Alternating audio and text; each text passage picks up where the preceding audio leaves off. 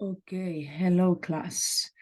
So, today we are going to see the present perfect time words, okay? Present perfect.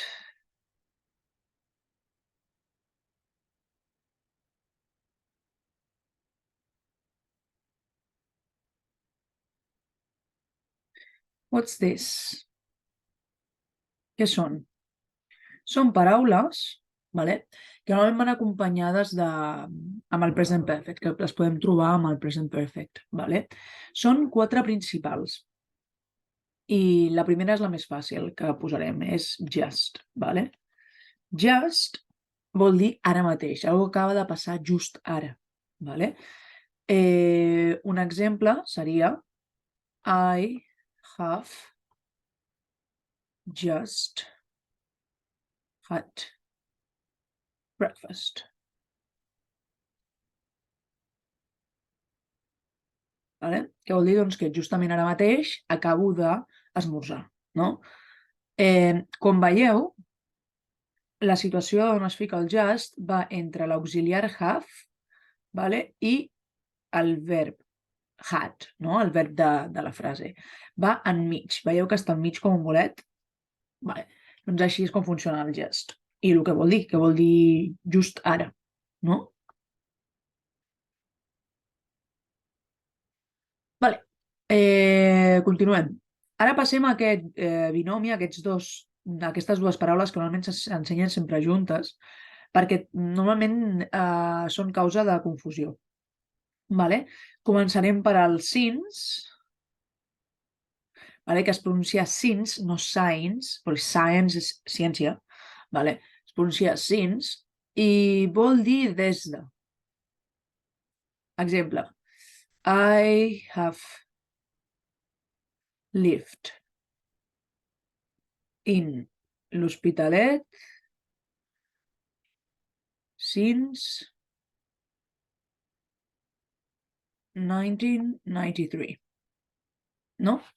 Perquè jo vaig néixer l'any 1993, llavors, com que el present perfect servia per una acció del passat que continua tenint repercussió en el present i encara visc a l'Hospitalet de Llobregat, doncs diríem que I have lived in l'Hospitalet des de el 1993.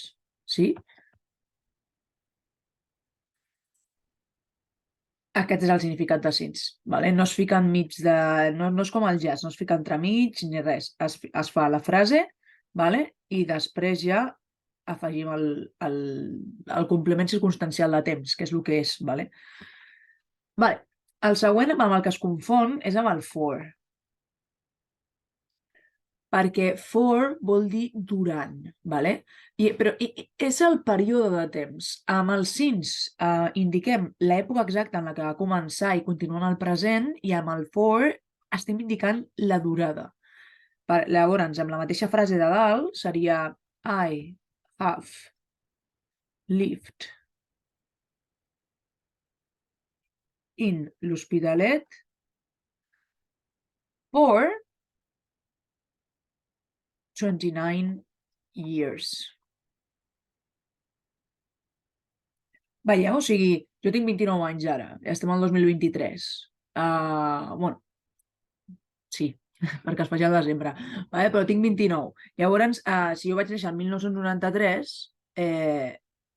han passat 29 anys, la durada del temps que porto a Hospitalet són 29 anys, no? Per tant, I have lived in l'Hospitalet for 29 years, que vol dir durant. Durant, vale? Ok, anem a l'últim de les paraules importants, i és yet.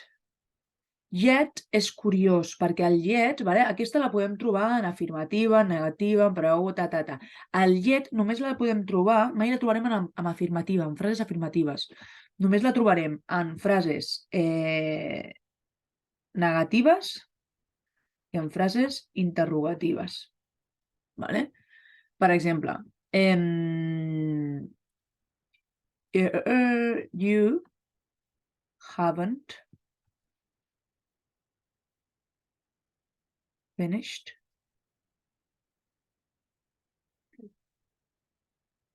your homework. Escriuré homework així, yet. Com veieu, es fica al final de tot, ho veieu? Que està al final de la frase. I you haven't finished your homework yet està en negativa, perquè és que només la trobarem en negativa. I vol dir que tu no has acabat els deures encara, ¿vale? Vol dir encara. Que encara no ho has fet, encara no, ¿vale? Encara, en castellà todavía, aún no, ¿vale?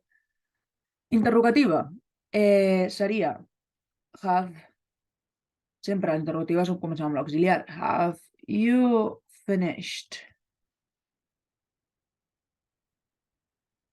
your homework yet?